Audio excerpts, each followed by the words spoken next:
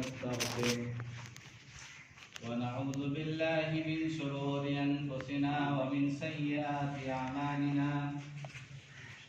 من يهده الله فلا مضل له ومن يضلله فلا هادي له وأشهد أن لا إله إلا الله وحده لا شريك له وأشهد أن محمدا عبده ورسوله أما بعد فأعوذ بالله من الشيطان الرجيم بسم الله الرحمن الرحيم يا أيها الناس اعبدوا ربكم الذي خلقكم والذين من قبلكم لعلكم تتقون يا أيها الناس اتقوا ربكم الذي خلقكم من نفس واحدة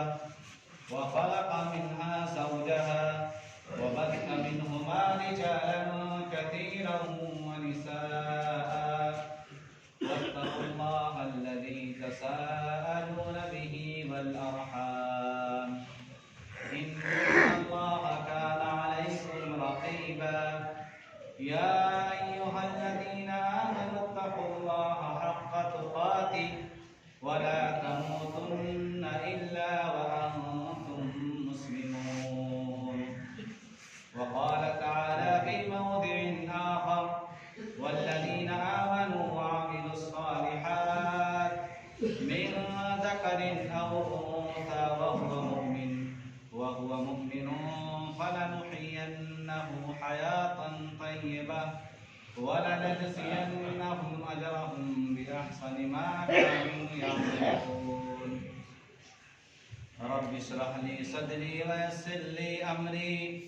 واحلل عقدة من لساني يفقهوا قولي رب زدني علما رب زدني علما تمام قسم کی تعریف توصیف بڑائی و بزرگی کبریائی اس اللہ رب العالمین کے لیے ہے جو ہمارا خالق مالک اور پالنہار ہے۔ بعدہ درود و سلام ہو تمام انبیاء کرام علیہ السلام پر، خصوصاً ہمارے نبی جناب محمد رسول اللہ صلی اللہ علیہ وسلم پر۔ اللہم صلی علی محمد وعلى آل محمد كما صليت على إبراهيم وعلى آل إبراهيم إنك حميد مجيد۔ حاضرین جمعہ اور میرے عزیز بھائیوں اور دوستوں اور امت اسلامیہ کے ماؤں اور بہنوں، خطبہ مسنونہ کے اندر میں نے آپ کے سامنے سورہ نحل کی ایک تلاوت پیش کی ہے۔ انشاءاللہ آج کا ہمارا جو خطبہ ہوگا اسی آیت کریمہ کے تعلق سے آپ کے سامنے کچھ باتیں لانے کی کوشش کروں گا۔ اللہ رب العالمین سے دعا کرتے ہیں کہ بار الہ ہمیں سچ بات کہنے اور اس پر مکمل طور پر عمل پیرا ہونے کی توفیق عطا فرمائے۔ آمین۔ حاضرین، ہم میں سے ہر شخص دنیا کے اندر کہیں نہ کہیں بسا ہوا ہے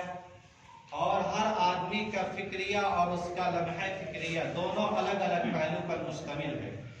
کوئی آدمی کسی اپنے نقطۂ نظر سے سوچتا ہے تو کوئی اس کو دوسرے اعتبار سے سوچتا ہے۔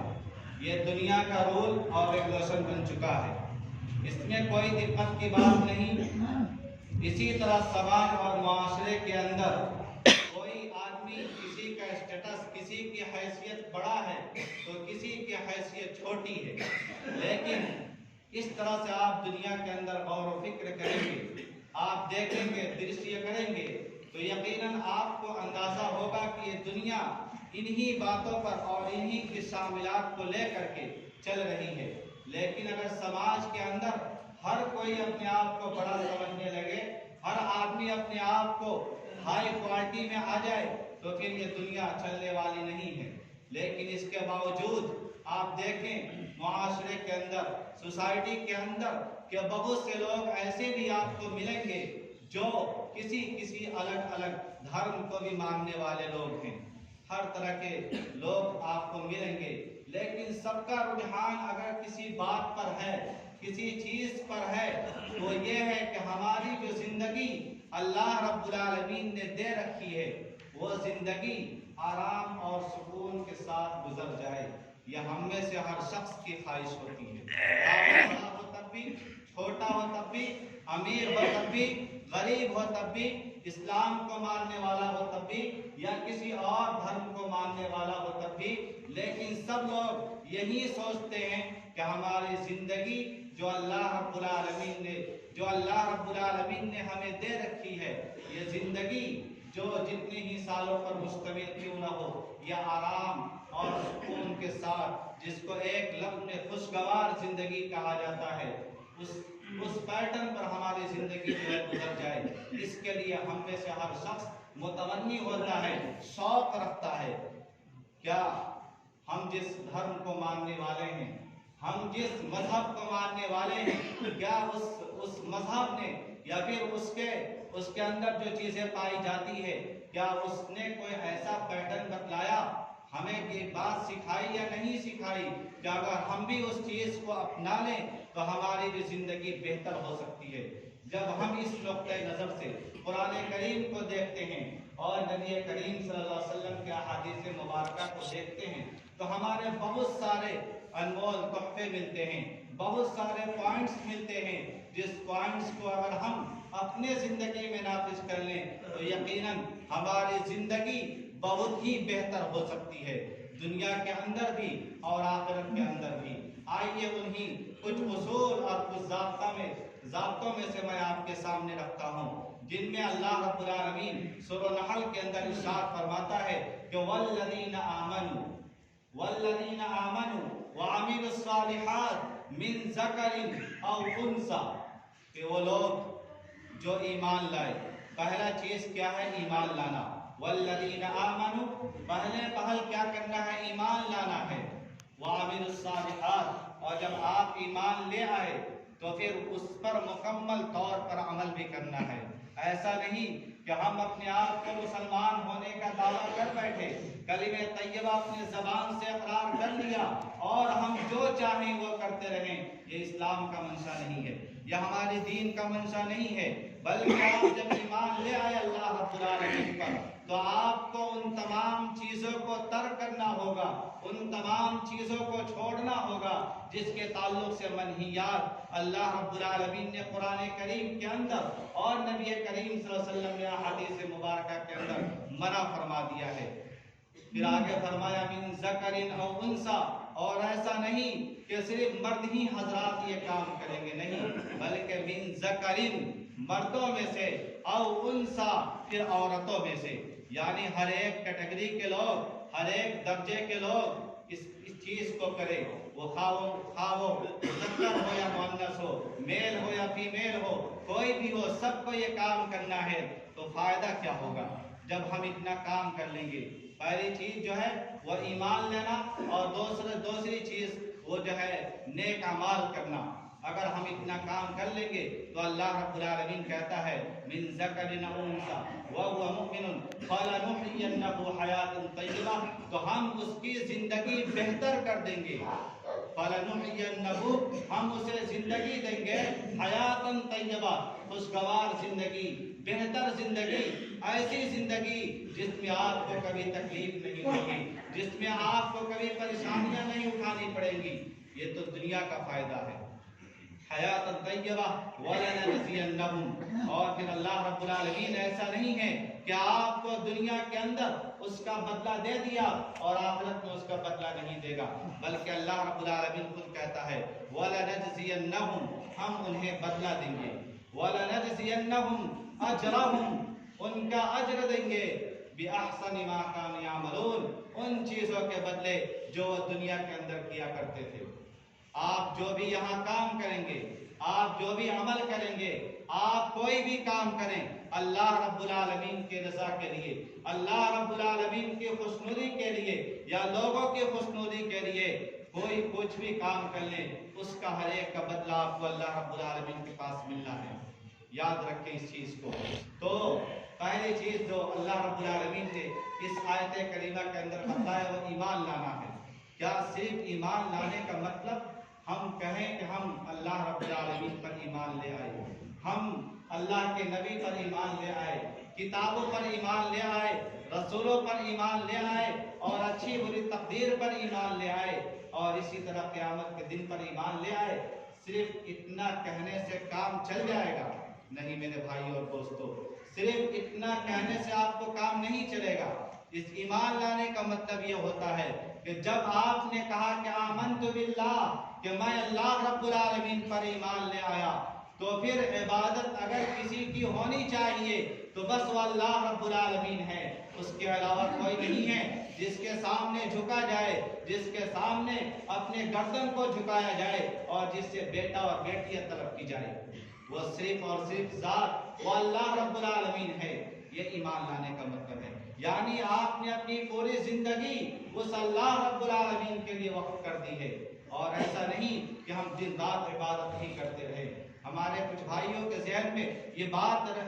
रहती है और आती रहती है कि क्या यही मतलब है कि हम दिन रात अल्लाह ताला की इबादत ही करते रहे, यही ईमान लाना है? नहीं मेरे भाई और दोस्तों, आप अपने जिंदगी के अंदर जो भी काम करते हो, खेतों के अंदर काम करते हो, किसी की भलाई के लिए काम करते हो, ये तमाम में आपको जो है उस पर नेकियां लिखी जाती है, उस पर आपको नेकियां अल्लाह रब्बुल आलमीन देता है। लेकिन आप उस चीज को इस्लाम के थ्रू करें, इस्लाम के दायरे के अंदर करें, तो यकीनन अल्लाह रब्बुल आलमीन आपको उसका फायदा देने वाला है। लेकिन आज हमारा हाल ये है कि हम अल्लाह को भी मानते हैं और दूसरे रिलीजन को भी मानने के लिए तैयार हैं, दूसरे धर्मों को सल्यूट करने के लिए तैयार हैं, दूसरों की मुबारकबादियां देने के लिए तैयार हैं। हम वो हैं, हमारी हालत ये बन चुकी है कि हम एक तरफ अल्लाह रब्बुल आलमीन को भी मानते हैं और दूसरे भगवान को भी मानते हैं। अब आप कहेंगे कि दूसरे भगवान को हम कैसे मानते हैं?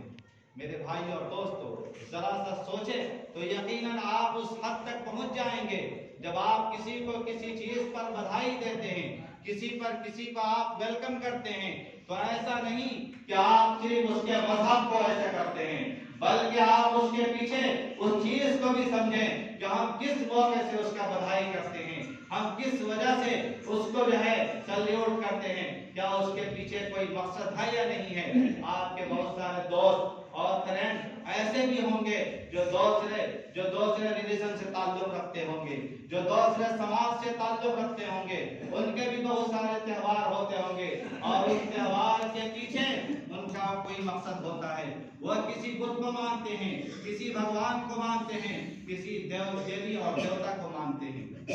हम आज आम तौर पे समझ नहीं पाते और चलो हमारा दोस्त है इसलिए हमने उसको बधाई दे दी। मेरे भाइयों और दोस्तों, आप किसी भी चीज को गैरों के अक़वाम और दूसरे लोगों को कोई भी धर्म उठा करके और उनके चीज को देखें, आप उसके पीछे कोई ना कोई उनका मकसद होता है। कहीं ना कहीं वह किसी न किसी भगवान को मानते हैं और उन्हीं की याद में वो लोग उस चीज को करते हैं। तो हमारी हालत ये है कि हम डायरेक्ट तो नहीं लेकिन इनडायरेक्ट उनके साथ हैं, उनके हूबहू उनके कदम पे कदम मिला करके चलने के लिए तैयार हैं। तो अगर आपने अपने रब को माना है, अल्लाह रब्बुल आलमीन को माना है, तो आप किसी चीज को कहने से पहले आप इस चीज को भी समझ लें कि उसके पीछे कोई राज तो नहीं है। हम जो काम कर रहे हैं उसके पीछे कोई मसला तो नहीं है। अगर हम किसी का सपोर्ट कर रहे हैं, हम किसी के साथ और कदम पे कदम चल रहे हैं, तो उसके पीछे उसका कोई ना कोई मकसद होता है। आज दूसरे कौम देखें किस तरह से हमारे पीछे पड़ी हुई है, आज के दौर में भी देखें और अभी फिलहाल में देखें कि कर्नाटक के अंदर क्या क्या सूरत हाल बन चुका है। यही है कि अगर आप सोचते हैं कि यह हमारे बिरादर है, यह हमारे दोस्त हैं, यह हमारे अहबाब है, लेकिन उनका मंशा वो नहीं है। वो आपको हर तरह से जेर करना चाहते हैं, वो आपको हर तरह से खत्म करना चाहते हैं। उनका मिशन यही बन चुका है। और नबी करीम सल्लल्लाहु अलैहि वसल्लम ने फरमाया था कि अगर ये मुस्लिम कौम जो है अगर तुम किसी चीज को राजी करना चाहोगे तो हरगिज नहीं राजी कर सकते। नबी करीम सल्लल्लाहु अलैहि वसल्लम के बारे में अल्लाह रब्बुल आलमीन ने फरमाया था, वलन तरज़ा अनकल यहूद वलन नसारा हत्ता तत्तबिअ मिल्लतहुम। कहे नबी करीम सल्लल्लाहु अलैहि वसल्लम, अगर आप इन لوگوں کو راضی کرنا چاہتے ہیں تو آپ ہرگز راضی نہیں کر سکتے یہاں تک کہ آپ ان کی ملت، ان کے دین اور ان کے مذہب کو قبول کر لیں۔ یہ مسئلہ تھا ان کے اندر، لیکن اللہ رب العالمین نے یہ بھی کہا کہ آپ اعلان کر دیجئے کہ تم جس چیز کو مانتے ہو میں اس کو ماننے کے لیے تیار نہیں۔ یا اللہ رب العالمین پر ایمان لانا اتنا آسان نہیں ہے۔ اللہ رب العالمین آپ کو جس چیز سے کہہ رہا ہے رک جاؤ تو اس سے رک جانا ہے، گرچہ وہ آپ کے نفس کے خلاف ہی کیوں نہ ہو، وہ آپ کے دل کے خلاف ہی کیوں نہ ہو۔ اگر آپ یہ عمل کر لیں گے اس طور پر، اگر اللہ رب العالمین پر ایمان لے آتے ہیں، تب آپ اپنی زندگی کے بارے میں سوچیں کہ اللہ رب العالمین ہمیں بہتر زندگی دے گا، اس دنیا کے اندر بھی دے گا اور آخرت کے اندر بھی دے گا۔ اسی طرح رسولوں پر ایمان لانا، آج بہت سے مسلم قوم، مسلمانوں میں سے ایسے بھی لوگ موجود ہیں جو نبی کا انکار کرتے ہیں، نہیں مانتے۔ اگر ان کے امام کا قول آ جائے، ان کی بات آ جائے تو بھی نبی کی بات ان کے سامنے کوئی چیز نہیں رہتی۔ وہ کہتے ہیں کہ ہم نے فلاں آدمی کو مانا ہے، ہم فلاں امام کو ماننے والے ہیں، اس لیے ہم نبی کی بات کو ٹھکرا دیں گے۔ اور ایسے بھی واقعات کہیں دوسری جگہ نہیں بلکہ اپنے ہی سماج اور معاشرے میں آتے ہیں۔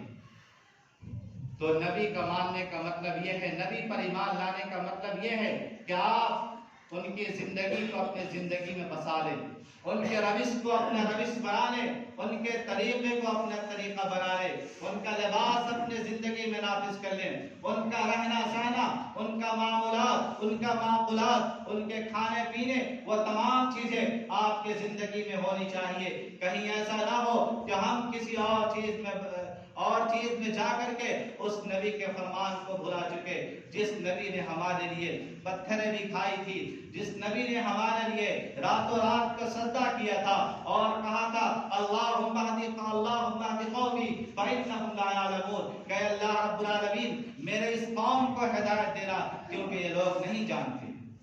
تو اس نبی کی پوری زندگی آپ کے سامنے ہونی چاہیے، کھانے میں، چلنے میں، پینے میں، اٹھنے میں، بیٹھنے میں، یعنی ہر جگہ وہ نبی آپ کے ساتھ ہونا چاہیے۔ اور اسی طرح جو ہے فرشتوں پر ایمان لانا، فرشتوں کے تعلق سے بہت سارے لوگوں کا یہ عقیدہ ہے کہ وہ اللہ کے نوری مخلوق نہیں بلکہ وہ اللہ تعالیٰ کی بیٹیاں ہیں۔ آپ کو معلوم ہونا چاہیے کہ نہ اللہ کا کوئی بیٹا ہے، نہ بیٹی ہے، نہ باپ ہے، نہ بیوی ہے، کوئی نہیں، بلکہ اللہ رب العالمین تنہا ہے، لم یلد ولم یولد۔ اللہ رب العالمین نہ کسی کو جنا ہے، نہ وہ کسی سے جنا گیا ہے۔ تو اس کے تعلق سے اور دنیا کے اندر اور آخرت کے اندر جو بھی چیز ہے وہ اللہ رب العالمین کی مخلوق ہے۔ یہ فرشتوں کے تعلق سے ہمارا ایمان ہونا چاہیے۔ اسی طرح کتابوں کے تعلق سے یعنی قرآن کریم اور دیگر تورات، انجیل اور زبور ہے، یہ اللہ رب العالمین کی برحق کتابیں ہیں، لیکن آج ہمیں جس کتاب پر عمل کرنا ہے وہ صرف اور صرف قرآن کریم ہے۔ اس کے علاوہ کوئی کتاب نہیں جس پر ہم اپنی زندگی کو نافذ کریں، جس کے پیٹرن کو لے کر کے ہم اپنی زندگی کو اس پر نافذ کر کے چلیں، ایسی کوئی کتاب نہیں۔ اسی کتاب کے تھرو، اسی کتاب کو لے کر کے اور اسی کو اپنی زندگی میں نافذ کرتے ہوئے چلیں گے، تب انشاءاللہ ہماری زندگی کامیاب ہو سکتی ہے۔ اور اسی طرح اچھی بری تقدیر پر بھی ہمارے حق میں جو اللہ رب العالمین نے لکھ دیا ہے وہ کبھی ٹلنے والا نہیں ہے۔ اس کے تعلق سے ایک بہت ہی مشہور حدیث حضرت عبداللہ بن عباس رضی اللہ تعالیٰ عنہ اس کے راوی ہیں، اور نبی کریم صلی اللہ علیہ وسلم انہی کے بارے میں کہتے ہیں کہ عبداللہ تم جان لو کہ اگر یہ پوری دنیا کے لوگ اگر یہ چاہیں کہ تمہیں نفع پہنچانا چاہیں اور اللہ رب العالمین تمہیں نفع پہنچانے کا ارادہ نہ رکھتا ہو، تمہارے حق میں وہ نفع پہنچانا نہ لکھا ہو، تو یہ پوری دنیا کے لوگ مل کر کے نفع پہنچانا چاہیں تب بھی تمہیں نفع نہیں پہنچ سکتا۔ اسی طرح اگر یہ پوری دنیا کے لوگ اگر تمہیں نقصان پہنچانا چاہیں اور تمہارے تقدیر میں تمہارے حق میں نقصان نہ لکھا ہو تو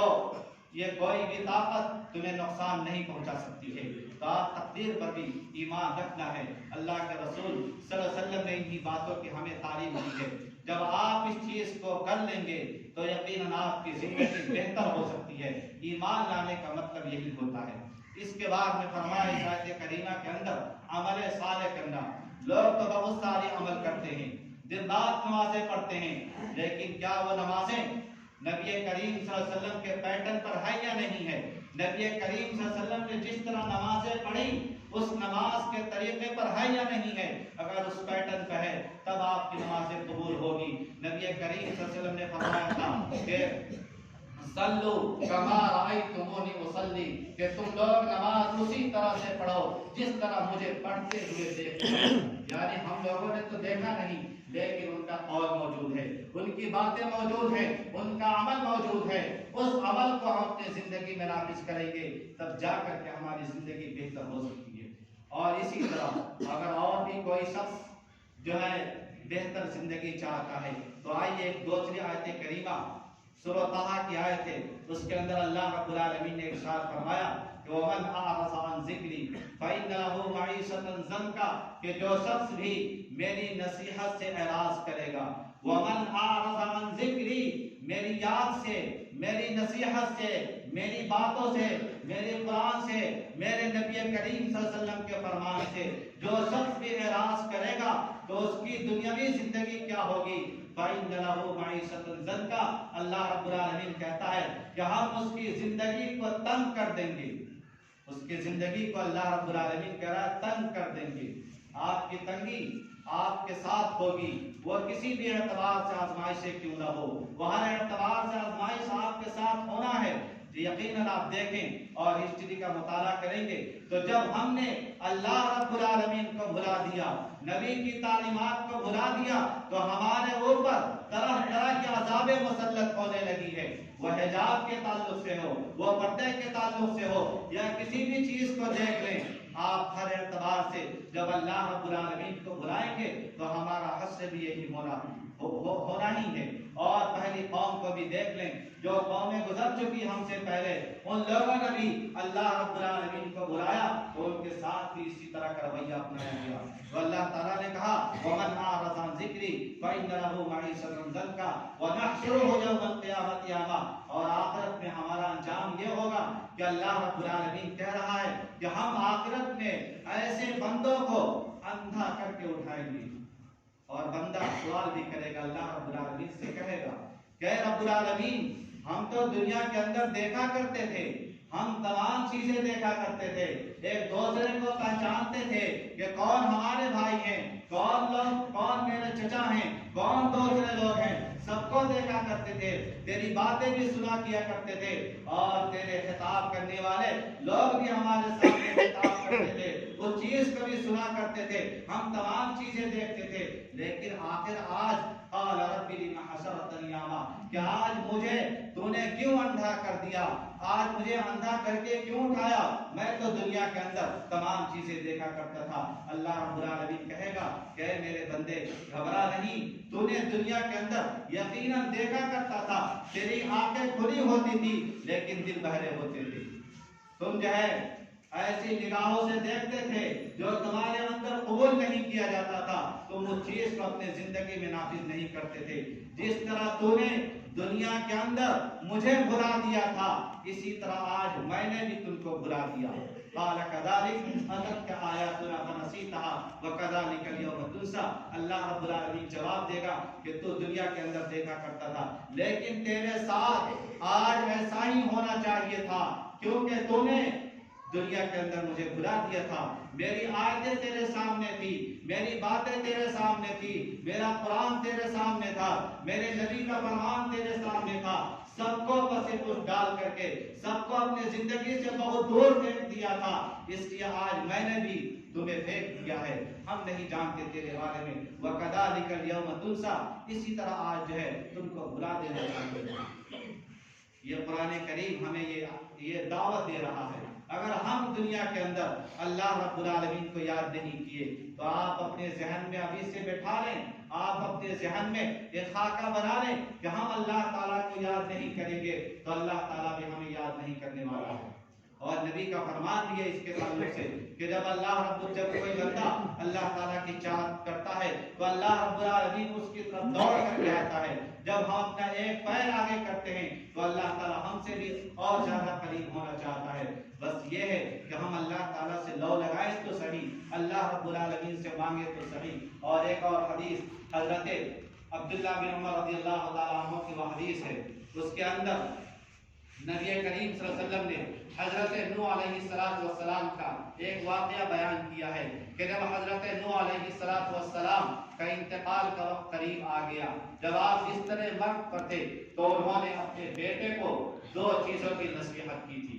دو چیزوں سے منع کیا تھا اور دو چیزوں سے کرنے کا حکم دیا تھا، جن میں انہوں نے کہا تھا کہ میرے بیٹے، میں تمہیں دو چیز کرنے کا حکم دیتا ہوں اور اس کا فائدہ بھی تمہیں بتلا دیتا ہوں اور دو چیز سے منع کرتا ہوں۔ حضرت نوح علیہ السلام نے کہا تھا کہ میں تمہیں لا الہ الا اللہ پڑھنے اور اس کی فضیلت کے بارے میں کہتا ہوں۔ یقیناً کلمہ طیبہ لا الہ الا اللہ کی فضیلت کم نہیں ہے۔ اس کے بارے میں انہوں نے کہا کہ میرے بیٹے، اگر اس کلمے کو ترازو کے ایک پلے میں رکھ دیا جائے اور دوسرے پلے میں دنیا کی تمام چیزیں، آخرت کی تمام چیزیں رکھ دی جائے تو یقیناً یہ پڑھنا بھاری پڑ جائے گا۔ اس لیے ہمیں چاہیے کہ چلتے پھرتے لا الہ الا اللہ بھی اپنے زبانوں پر واجب کریں، اپنے زبانوں پر اس کا ورد کرتے رہیں، اپنے زبانوں سے اس کو کہتے رہیں، اس کے بہت سارے فوائد ہیں۔ اور اسی طرح آپ نے سبحان اللہ و بحمدہ کہا تھا کہ آپ اس کو پڑھنا، اے میرے بیٹے اس کو پڑھنا، وَيَرْزُقْهُ مَن يَشَاءُ، اور اسی کے ذریعے سے اللہ رب العالمین اپنے بندے کو روزی دیتا ہے۔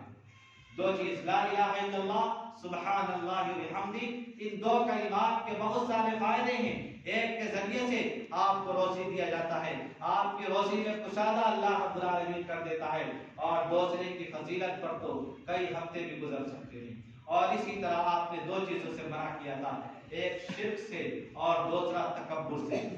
شرک اللہ رب العالمین کے ساتھ کسی کو شریک کرنا، اور تکبر اور گھمنڈ اپنے آپ کو بڑا سمجھنا کہ ہم ہی دنیا کے اندر بہت بڑے ہیں، ہم کسی کو جو چاہیں وہ کر سکتے ہیں، جس کے ساتھ ظلم و زیادتی چاہیں کر سکتے ہیں، ہمارا کوئی کچھ کرنے والا نہیں ہے۔ تو حضرت نوح نے یہ دو نصیحتیں کی تھی اپنے بیٹے کو، ہمیں بھی چاہیے کہ ان نصیحتوں کو یاد کریں۔ یہ نبی کا فرمان ہے، یہ نبی کریم صلی اللہ علیہ وسلم کے زبان سے وارد یہ کلمات ہیں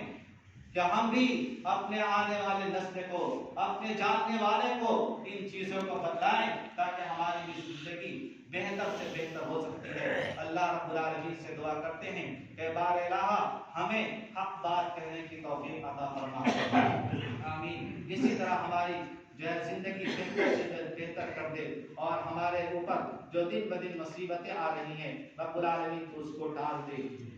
تو اس کو ختم کر دے۔ اے رب العالمین ہم میں سے جو لوگ پریشان حال ہوں، رب العالمین تو اس کی پریشانیوں کو دور فرما دے۔ رب العالمین ہم میں سے جو قرض تلے دبے ہوں، رب العالمین تو اس کی قرض کی ادائیگی کی توفیق عطا فرما، آمین۔ بارک اللہ لنا ولکم فی القرآن المجید ونفعنی وإیاکم بما فیہ من الآیات والذکر الحکیم، انہ تعالی جواد کریم ملک بر رحیم۔